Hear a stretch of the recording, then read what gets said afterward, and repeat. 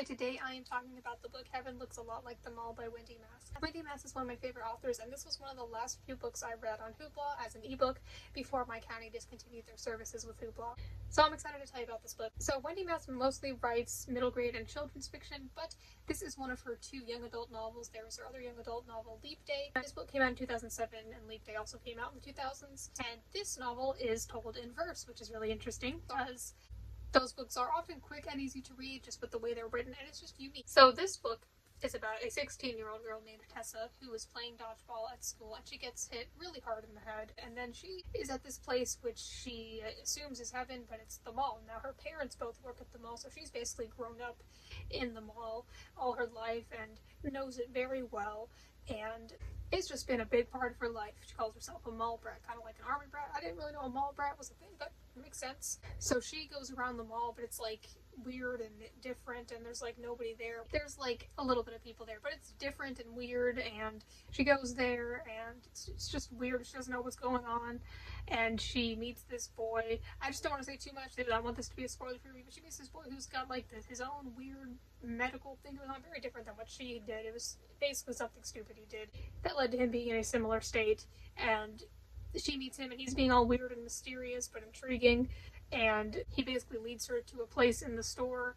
Like, he has this bag of items that he shows to her, and they're all items that she has bought from the store. She's bought so many things from the store, but these are all items that he says are particularly important to her and basically her life story. So he walks her through where she then, and this is most of the book, where she goes through different parts of her life and goes over how those items from the stores in the mall represented certain things that she did in her life. So, like I said, most of that is like flashbacks, which I'll get more into. I'll describe that a little more.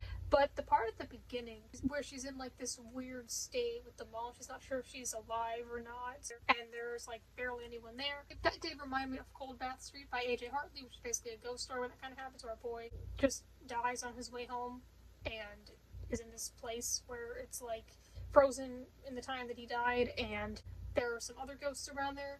But this is a little different in the sense that he's like always there rather than going through different parts of his life, because it's more if he's stuck in like this afterlife or something like that rather than reflecting on his life. But it did remind me of this book, and I liked that. Yeah. So anyway, yes, she goes through different parts of her life, starting from when she was like very young, like maybe 2 years old, goes through elementary school, middle school, and high school. And the chapters are usually, if not always, the title of a particular store in the mall, and they're about something she got from the store, and a story about maybe something that she did wrong with those things, or just something that represents that part of her life, because she has not made a lot of good choices.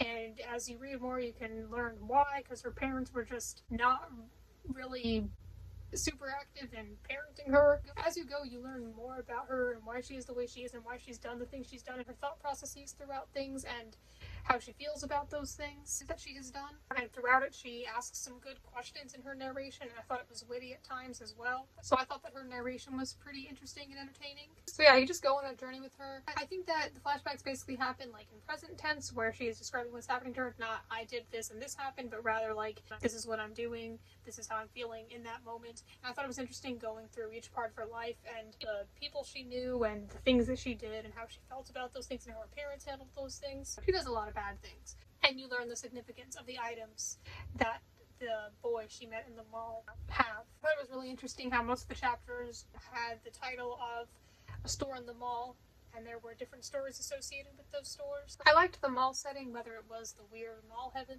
place or just like the memories whenever she was at the mall. I also like the time period. Like I said, this was published in the 2000s, so like MySpace is mentioned. I wouldn't say that this book like screams the 2000s, but I do like that era quite a bit. And I guess there was a little bit of stuff from there. I was definitely interested in seeing how this mall heaven world worked, because things weren't exactly adding up. They were definitely strange. You could tell it wasn't usual. I think that this book being in verse suited the strange experience she was going through and the memories she was having. You learn that she has some insecurities and not a great relationship with her parents, that she has some body image issues, and through seeing stuff in her memories you can see how she has come to develop those body image issues. I think this book can be good for kids or even adults who have gone through similar experiences, situations, and feelings, because it explains the perspective and how Tessa felt about the things that happened. Like, yeah, she did these bad things, but sometimes she did feel bad about them, and sometimes she wondered if she was going to change. She seemed to be viewed as different, weird, and not very well liked by her peers. Most of this book is the memories and not the mall heaven, which was a bit of a shame because I did think that the mall heaven was really interesting, but overall with the way the book worked and was formatted, I was fine with it. And then you do get back to it near the end, I will say that. I just won't say everything that happens. This book is about regrets. I think that this book really felt like it was from the perspective of a teenage girl. I think that some teenagers, and especially young girls, will definitely be able to relate to this book. I think it was definitely a unique premise and way of writing. I think that Wendy Mass's books are often just fun and relatable. I've read many of them, and they often just have really interesting plots, and I like a lot of the things in them. Like some of the issues I had with Leap Day, there were some things I disliked about this, like some of the things that the characters did I just disagreed with. But doing things that you regret is kind of one of the whole points of this book. But I liked seeing the progression of her life and how she felt throughout it. And I wasn't sure how I would feel about this. I wasn't sure the rating I was going to give this. I thought maybe it would just be like 3 or 4 stars. But I feel like the ending changed everything, so I won't say exactly what happens. But I feel like the ending was really good. I really liked it. I thought it ended really well. I think it had a great message. I think it was a fun and interesting story and fun and interesting format. I do feel like there was one aspect to the end that was kind of mysterious and unexplained. Not like it ended on a cliffhanger. It was just like one thing about it was like, well, how did that happen? You don't exactly know how exactly that happened, but it was interesting at least, but that wasn't like the main point or plot of the book. So yeah, I was invested and curious. I really liked the ending. I was really interested in seeing how it would end, how all these things would tie together, what the purpose of it all was, what the meaning and message of it all was. I've read just a few other verse novels before, and I think this was the best one I've read so far. Like I said, I wasn't sure what I was going to rate it at first, but I ended up giving it 5 stars.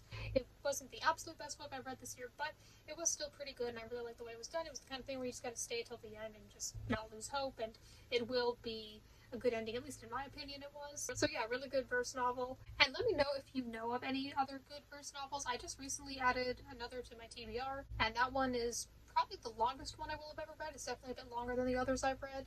But yeah, just let me know if you know any good verse novels, whether they're middle grade, young adult, whatever, because I think that it's quite an interesting format to read, and like I said, it's often quick and easier to read. Not that my point is just to read the books as fast as possible, because that's not what I do, but it's just easier, you know?